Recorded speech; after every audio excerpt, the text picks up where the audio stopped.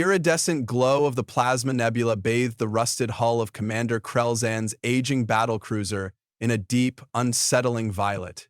He sat alone in the dim light of a seedy orbital bar off the edge of the outer rim, savoring the bitter tang of his third glass of Dominion Reserve.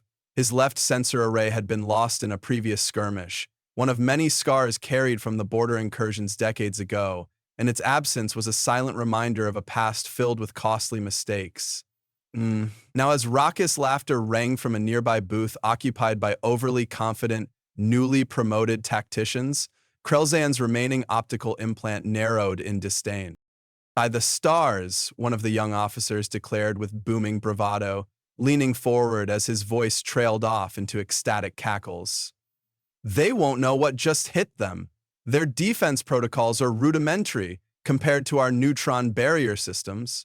His comrades echoed with clicking mandibles and the boastful camaraderie of inexperienced zealots who believed that cutting-edge armor and an ever-updating fleet were enough to crush any opposition. Krelzan's grip on his hollow drink tightened until the crystalline glass chipped at the edge. He remembered a time not so long ago, a mere 25 cycles, in which his own arrogance had matched these very youths. Back then, he'd been driven by a fierce certainty, unyielding and brutal, a certainty that cost him not only a sensor array, but also his innocence. Or, he promptly started to respond, he would refine his innocence. A single swipe of his claw, now rough and scarred, recalled the searing pain of antimatter flares and the piercing alarms of a war that had once shattered the Dominion's pride. That day, the enemy had taken more than just hardware. They had stripped him of his smug confidence and instilled in him a wary respect for unpredictability and empathy. Detractors from far above the dim hum of the cantina, a grand convocation was underway inside the Dominion High Command Chamber. Representatives from countless military branches had gathered, their suits glowing softly with bioluminescent military insignia. At the center of the amphitheater, Supreme Commander Valreth, an imposing figure with scales that shimmered like liquid starlight, stood before a vast holographic display mapping the human-controlled sectors of the inner quadrant. "The moment has come," Valreth intoned, voice echoing in the vast hall. "Our intelligence confirms that the humans are vulnerable. Their fleets are scattered across unstable orbits, their planetary defenses mere relics of a bygone era. We launch in 2 cycles, and the Dominion will reclaim its ancient glory." In a silent corner, a reserved figure shifted uneasily in his translucent observer's seat. Krelzan had not intended to participate in today's discussion, yet witnessing these youthful strategists march confidently toward a potential catastrophe stirred bitter memories within him. With a weary sigh, he activated his anti-grav pad and drifted toward the dais. "Supreme Commander," he called in a coarse tone that cut through the chamber's built-up murmur. "Undial! Undial!" "Supreme Commander," he called in a coarse tone that cut through the chamber's built-up murmur. A moment of stunned silence followed, before Valreth nodded curtly.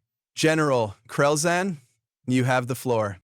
Hovering at the podium, Krelzan surveyed the expectant faces, lit by neon insignia, faces that had never truly experienced the bitter lessons of war with humans. "None of you have truly seen what our opponents are capable of," he began, voice low and foreboding, a loud syllable ending that was born of horror. He started. "I've fought against them when our own systems were raw and untested. I remember the day a human ship, draped in the guise of an unarmed colony transport, exploded our flank. At first we thought it was an idle error in targeting systems, until we witnessed how that misstep unfolded into a massacre. They transformed their vessels on the fly, armor segments sliding away to reveal concealed energy cannons. A simple ambush turned our quick capture into a blood-soaked debacle. Our cargo fell back to the system, and my band was turned into a blood-soaked debacle." His words, rough and laced with the bitterness of memory, sent a ripple of uneasy silence through the crowd. A junior commander with a flush of bioluminescence, General In, scoffed, her tone dripping with condescension. Your old battles are history, General. Our fleet is 10 times the size of what you had back then, and our weapons can erase entire planetary rings. The humans may be spirited, but they are still adolescents playing with barely understood technology. Murmurs of agreement fluttered around the chamber like restless echoes. Scoffing, right to the middle. Scoffing was an acronym for an attitude. Murmurs of agreement fluttered around the chamber like restless echoes. You let your past torment cloud your judgment, she chided, but Krelzan only shook his head, pulling up a hologram that scrolled through footage of previous encounters. Observe, he gestured at images flickering in midair. Ships using wreckage as shields, debris turned into lethal countermeasures. Every time we believed we had them cornered, they rewrote every rule we held sacred. They are unpredictable, resourceful, and utterly relentless. Pride, however, many simulations you run, does not capture the chaos of human adaptability. Hey! A heavy silence followed as the generals exchanged uncomfortable glances, their confident postures failing to mask a growing anxiety. At that moment, Val Reith's stately voice resumed the briefing, his tone smooth and unwavering. In just a few cycles, our invasion fleet will depart from quantum space. A 1-200 zero-ship armada. Their hulls cloaked in the latest meta-alloy composites and protected by quantum field arrays designed to repel even a supernova. They will move deep into human territory, their formation flawless and unmoving, set to catch the enemy completely unprepared. As the briefing concluded, the scene shifted to deep space, where the Dominion fleet emerged in perfect precision. Massive vessels surged through the silence of space, their surfaces glistening with exotic materials, while Commander Valreth stood at the helm of his flagship, confidently scrutinizing the holographic vector of their advance. "Prepare for engagement!" he bellowed, as the sensor operator reported minimal hostile signatures. He nodded as the sensor operator reported minimal hostile signatures. "The orbital grids are operating on outdated schematics. They'll give us barely enough time, maybe 30 seconds, to disable their command nodes." Almost simultaneously, a subtle disturbance was detected near the rocky fields, orbiting a barren world near Mars's analog. "Commander, we're picking up anomalous heat signatures amidst the debris," cried the sensor officer. "Objects, hidden as inert rocks, are now moving rapidly." Before Valreith's command could be fully registered, hundreds of human vessels burst forth from the asteroid veil. But instead of scattering in panic, they advanced in a tightly coordinated formation. Their primitive reactors glowed dimly against the cosmic void, yet the sheer number and audacity of their maneuvers hinted at something the Dominion had long underestimated. Within the flagship's bridge, alarms blared. "Sensors indicate that the human craft are not launching traditional kinetic strikes," reported the tactical officer, eyes widening as their displays lit with erratic patterns. "They're deploying massive metallic nets, cobweb-like constructs saturated with electromagnetic charge. The nets, crude yet devastatingly effective, began coalescing around Dominion ships, discharging pulses that rattled the quantum field arrays. Suddenly, several vessels went dark, as the surge of EMP-like energy overwhelmed their systems, leaving them adrift and isolated. Panic rippled through sections of the fleet. "Target their communication relays and power cores," Valraith ordered, but his voice was drowned out by another barrage of warnings. "Multiple Dominion ships are experiencing catastrophic system failures. They're becoming mobile dead zones in our network, breaking our data links with one another." The once pristine formation was now disintegrating into chaos, with each disabled vessel amplifying the enemy's access to Dominion strategic data. From behind the scattered fleets, a new, unexpected offensive materialized. Slowly, amidst the glittering dust cloud created by the nets, a second wave of human fighters appeared. They were launching seemingly outdated subatomic charge projectiles, weaponry that, by all accounts, should have been ineffective against state-of-the-art shielding. Yet as each projectile impacted, they unleashed localized fields of quantum interference that destabilized the Dominion's drive systems. "Our jump vectors are compromised. They're tracking our every maneuver with terrifying accuracy." The tactical officer's voice cracked under the pressure of the unfolding debacle. With each passing second, the human assault adapted, countering every technological advantage. Even more unnervingly, transmissions now began flooding the Dominion's secure channels, this time from ships that had been captured earlier in the engagement. Grainy images flickered onto the main displays, human soldiers clad in rugged, almost antiquated battlesuits directing operations on the commandeered vessels. My opening response from in the commandeered vessels, in a voice resonant with both challenge and dark humor, one broadcaster declared, "Your expectations were built on ancient theories. Now let's discuss the terms of your surrender, or shall we continue this enlightening demonstration?" Commander Valreith's once implacable demeanor began to unravel. "Report!" he barked, barely concealing his shock as fleet integrity continued to collapse. "How many ships are we losing to these primitive tactics?" The communications officer's trembling reply came through. "Approximately 35%, no, 40% of our vessels have dropped off the network, and now the captured ships are relaying our own command signals back into our systems.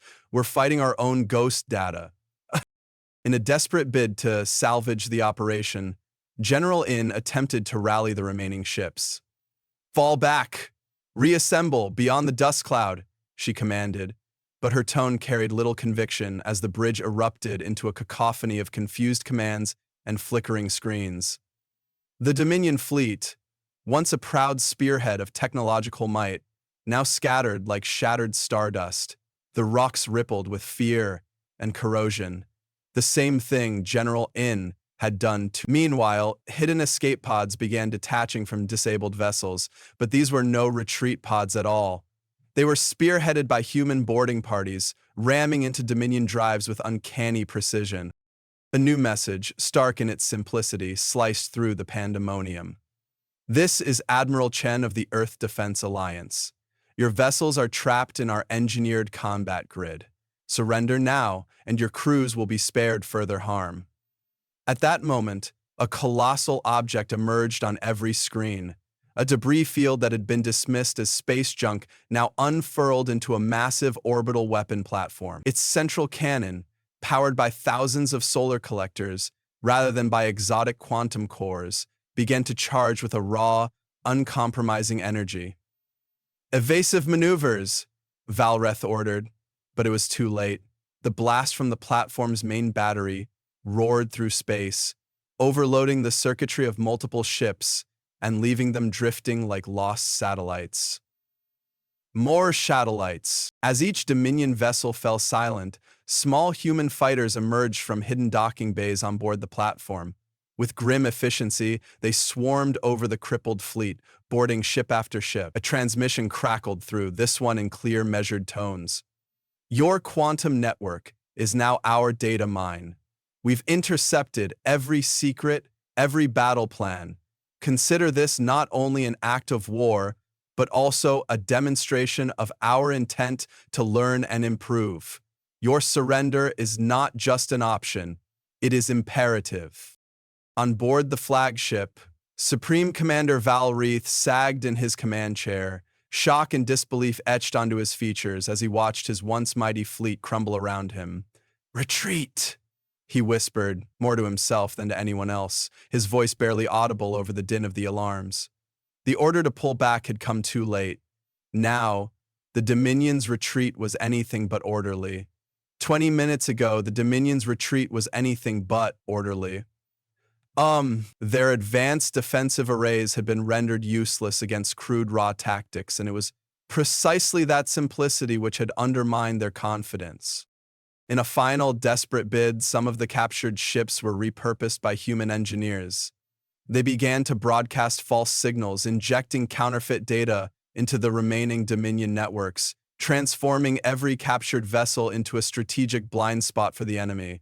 The chaos was complete when, suddenly, a crisp, clear video transmission from one of the commandeered vessels began playing in every channel. Anything extra was impossible. As this transmission completed, a large crowd of people rushed from the vessel to meet the vehicle that was broadcast hostage. They saw a woman they recognized, and an aging Dominion vessel began playing in every channel. And inevitably, There, a human captain dressed in time-worn but battle-hardened armor smiled wryly at the Dominion officers. Your plan had one fatal flaw, the translator rendered in the Dominion's accented tongue. You assumed that raw power and cutting-edge weaponry trump passion, ingenuity, and the willingness to risk it all. Now let's discuss the terms of your surrender before we show you our full capabilities. The offending defender put forth a theoretical solution. Much like the weapons you have now, let's discuss the terms of your surrender before we show you our full capabilities. In the aftermath, the Dominion invasion force, crippled, scattered, and humiliated, began to retreat toward the outer rim. The once mighty fleet, its quantum shields flickering feebly against the onslaught of what had been dismissed as primitive countermeasures, retreated in disarray. Commander Valreith's final order was lost in the cacophony of collapsing systems and desperate pleas from his crew. And as the battle waged on the fringes of space, the reality set in. This had never been a simple clash of firepower. It was a lesson in humility, a lesson that the technologically inferior could outthink and outfight those blinded by their own arrogance. I guess there's a level of arrogance where sometimes things feel more important than they are, you know? Back on the battered orbital bar, far removed from the epicenter of destruction, Krelzan returned to his battered solitude. The bar was unusually quiet now. The usual bustle of smug Dominion officers replaced by anxious whispers and downcast eyes as the defeat played out in live feeds across every screen. Supreme Commander Valreith, now demoted to a mere coordinator of fleet retreats, was seen muttering amidst a cluster of younger officers, still too proud and unseasoned to fully comprehend what had transpired. And then, one voice called softly from the back of the room, a voice belonging to a revered military strategist who had survived countless battles. All eyes turned to Krelzan as he set his nearly empty glass on the scarred bar top. "Do you truly believe we can recover from this catastrophe?" a trembling commander asked, his tone mixing hope with skepticism. The traveling commander returned to the meeting, asking for any help. Krelzan's remaining optical implant glinted in the low light. "You assumed, as you so often do, that our enemies would behave as predictably as algorithms. But humans? They are a force unto themselves. They thrive on risk, on ingenuity born out of desperation. They don't want our territory, nor do they crave revenge. They want to ensure we never threaten them again. And now, thanks to your brilliant invasion plan, they possess the keys to our future vulnerabilities. They have all our secrets. Pride blinded you to the truth." A hush fell over the room as the weight of his words settled in. The captured feeds replayed images of human engineers meticulously dismantling Dominion systems, cataloging every fragment of stolen technology with a precision born of centuries of warfare and adaptation. "Our entire doctrine has been upended," another officer murmured. "How did we not see it coming?" I asked. "How did we not see it coming?" Krelzan allowed himself a dark smile. "When you stop listening to the lessons of the past, you become deaf to the warnings of the present," he said softly. "I was once as sure as you are now, brimming with the arrogance of youth. But experience has a way of humbling even the mightiest warrior. The humans, they've turned our greatest strengths into our most devastating weaknesses." A young Dominion liaison, a former hotshot pilot who'd been reassigned after his own brush with defeat, stepped forward with a hesitant question. "Then what do we do now, General? How do we move forward after such a catastrophe?" His words carried a mix of trepidation and cautious hope. Krelzan swept his gaze across the room, past the disheartened faces and flickering holoscreens still displaying images of Dominion ships in ruins. "You adapt, or you perish," he replied. "I accepted that too. In the coming cycles, you will find that the humans are offering us something unexpected, a chance to integrate, to learn from each other. They propose not retribution, but cooperation. They want their advisors on our councils, their engineers in our labs. In short, they've turned our tactical fiasco into a diplomatic opportunity. He paused, a bitter chuckle escaping him as he recalled a particularly absurd anecdote from a long-ago battle. Anecdote for a fool, he'd given orders, a new chuckle escaping him as he recalled a particularly absurd anecdote from a long-ago battle. They even offered me a position as a cultural consultant. Imagine that! I, a veteran of nearly a century of combat, reduced to advising on how not to offend someone with cleaning fluid? Yet, if it means saving what remains of our civilization, perhaps it is worth considering, mm, mm, mm, mm, mm, mm, mm, replied I with a wave of my hand. It would be nice.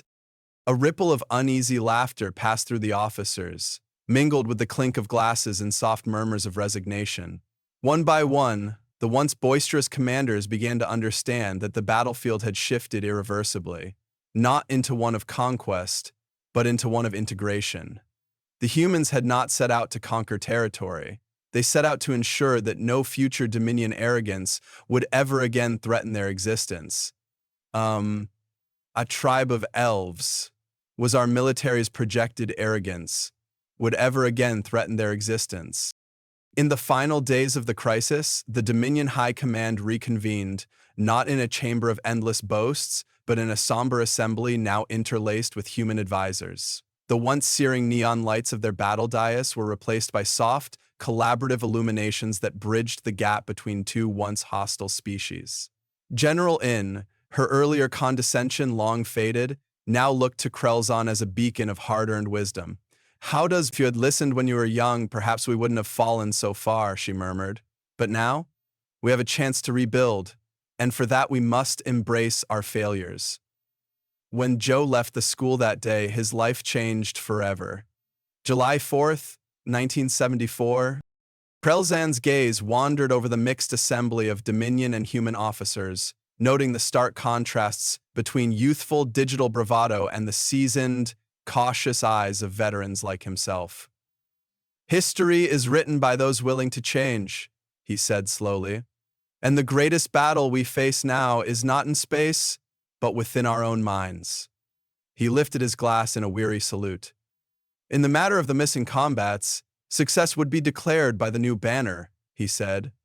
Stern, never forget that true strength comes not from the flash of high technology, but from the wisdom forged in the crucible of failure. Let this be a lesson to every one of you. Arrogance is expensive, and humility, though hard-won, is the only currency that can buy lasting survival. How about you, FaZe? One more year of arrogance is expensive, and humility, though hard-won, is the only currency that can buy lasting survival. A human advisor, clad in practical armor that bore the scars of countless engagements, approached the podium with a respectful nod.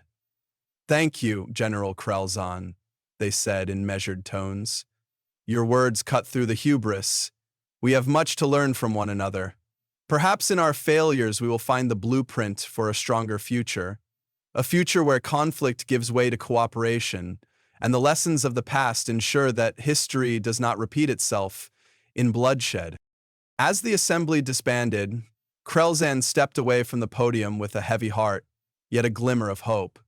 Outside the refurbished command hall, amid a skyline punctuated by the wreckage of once proud warships and the newly integrated symbols of peace, he allowed himself a rare moment of introspection.